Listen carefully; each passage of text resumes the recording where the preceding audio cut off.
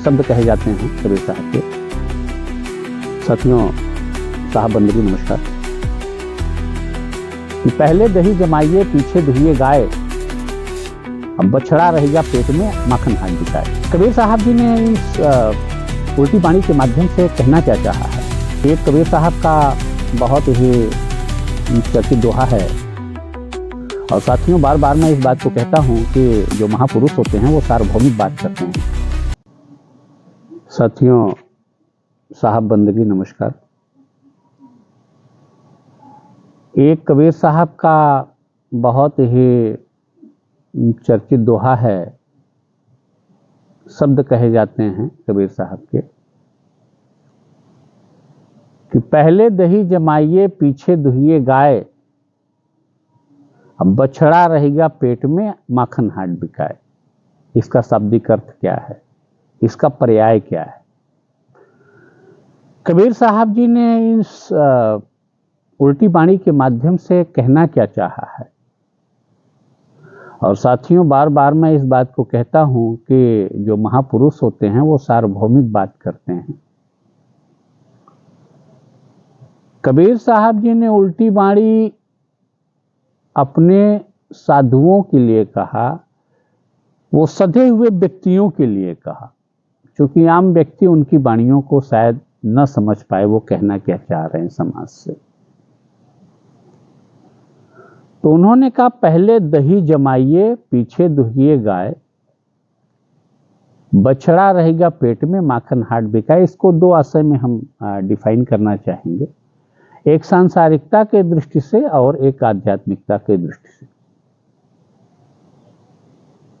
इसको सांसारिकता के दृष्टि से अगर देखा जाए तो चाहे वो कोई स्टूडेंट अपने लिए ले सकता है या एक आम आदमी अपने लिए ले सकता है इन विचारों को। तो पहले दही जमाइए का आशय जो कहा गया, संत कबीर ने कहा कि पहले दही जमाइए। पहले दही जमती कैसे है? एक दूध का एक टेम्परामेंट होता है, और उसमें क्या जामन डाला जाता है, जो थोड़ा सा अलग से दही डाला जाता है, वो दही बन चुका होता है। तो वो जो स्टूडेंट है वो क्या है, वो दूध है, और जो उसमें जामन डालने वाला है उसका गुरु है। और जब वो विवेक का ज्ञान, जब क से कबूतर वो बता देता है, फॉर एप्पल बता देता है, तो वह जो बच्चा है उसको जम करके क्या करना पड़ता है, पढ़ना पड़ता है। उस पे एक एक शब्दों को चढ़ाना होता है, क से कबूतर लिखना होता है। तो पहले वो जम करके क्या करता है, उस पे अध्ययन करता है। पहले दही जमाइए पीछे दुहिए गाय।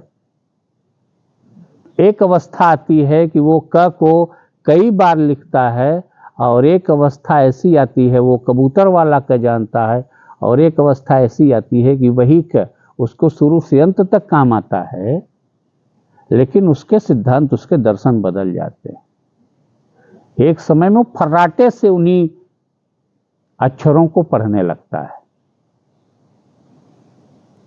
तो पहले दही जमाइया पीछे दुहिए गाय। पहले उसने क्या किया, जम करके अध्ययन किया, उन शब्दों को समझा जाना, और पीछे फिर क्या किया, फर्राटे से पढ़ने लगा, दुहने लगा उसको घर घर घर घर। पहले दही जमाइए पीछे दुहिए गाय, बछड़ा रहेगा पेट में। बछड़ा क्या है, वो विवेक रूपी बछड़ा जो है दिमाग में रह गया। वह जो ज्ञान अध्ययन अर्जन किया, उसने ज्ञानार्जन किया, वह क्या हुआ, उसके अंदर विराजमान हो गया, उसके पेट में रह गया, उसके विवेक में रह गया, उसके बुद्धि में समा गया, उसके ब्रेन में चला गया। तो बछड़ा रहेगा पेट में माखन हाट बिकाए। जब वो ज्ञानवान हो गया, जब वो विवेकवान हो गया, तो संसार उसको क्या किया, वो जानने मानने लगा, पूजने जानने लगा। ठीक इसी तरह से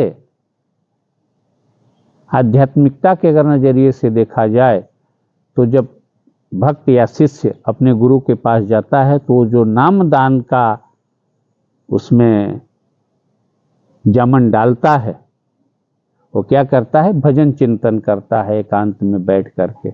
अगर वो बार बार हिलाता रहेगा, बार बार अगर आप दही को जामन डालने के बाद क्या करना पड़ता है, स्थिरता देनी पड़ती है।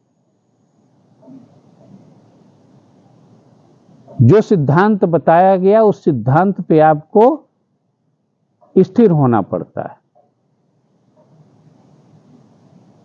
जिसने दही जमाने के सिद्धांत को समझा है वो और गहरे में इस चीज को समझ पाएगा।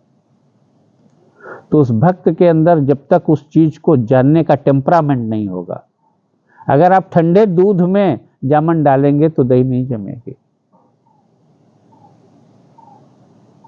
एक भक्त, एक जो जिज्ञासु है, उसका एक टेम्परामेंट होना चाहिए, उसको उस रहस्य को जानने की एक भूख होनी चाहिए, एक जिज्ञासा होनी चाहिए, ललक होनी चाहिए, तब वो पाएगा। तो पहले दही जमाइए, उस ज्ञान रूपी तत्व को पा करके आप क्या करिए, जमिए, पीछे दुहिए गाय। तो क्या विचारों की श्रृंखला, जो ध्यान में जब आप बैठते हैं, चिंतन में बैठते हैं, तो वो जो दुहना होता है, वो जो ध्यान में बैठने वाला व्यक्ति है वो जानता है कि दूध कहाँ से गिरता है, कहाँ से वो अघाता है, वो रहस्य की बात है, अंदर की बात है।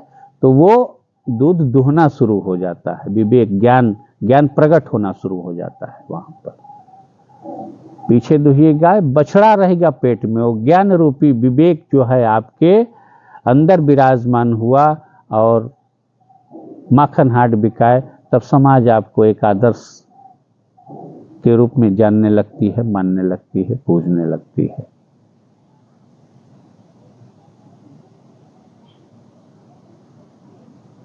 संत कबीर का दर्शन यही कहता है। तो हम निवेदन करेंगे सांसारिक व्यक्तियों से भी और आध्यात्मिक व्यक्तियों से भी कि इन विषयों पर विचार करें, चिंतन करें।